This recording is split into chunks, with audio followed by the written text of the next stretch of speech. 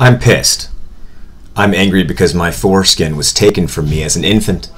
Nobody asked for my consent. I guess it was assumed that I'd be grateful in the future, or I simply wouldn't have any questions as an adult. Well, I do have some questions and comments about my missing foreskin. Who decided it was cool to remove 2/3 the surface area and 200,000 of the most sensitive nerve endings in my penis? What's the rationale for the widespread, indiscriminate implementation of this grossly invasive practice? Well, here's a little history.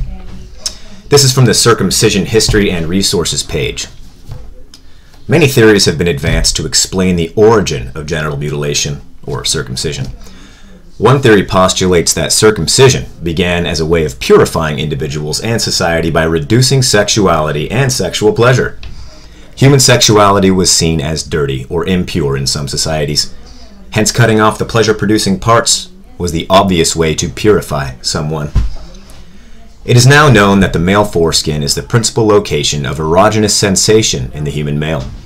Removal of the foreskin substantially reduces erogenous sensation.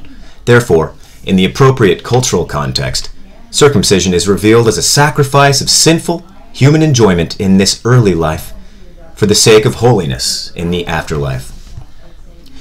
Well, that sounds reasonable, doesn't it?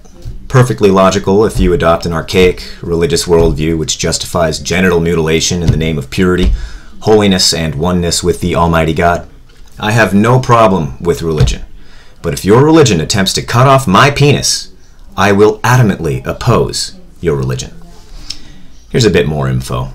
This is from www.circinfo.net, where you go to learn about all the wonderful things that circumcision has to offer.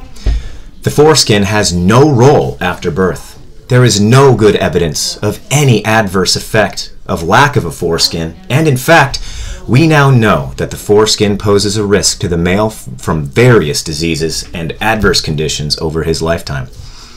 This is obvious bullshit. The foreskin has many practical biological functions and is not a risk to men whatsoever. Here are a few facts. The foreskin acts as a gliding mechanism during intercourse, which reduces friction between the penis and vagina, hence stops chafing. This is also beneficial to male masturbation. 2.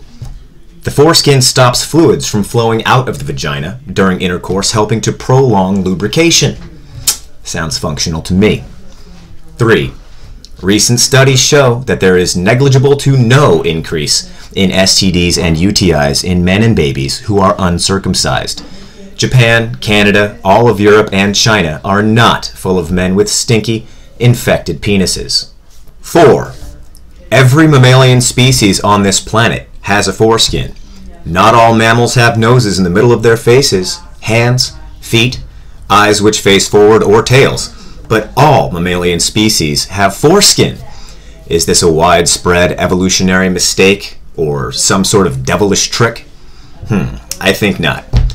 So, don't be a mindless follower of archaic, superstitious traditions, and say no to circumcision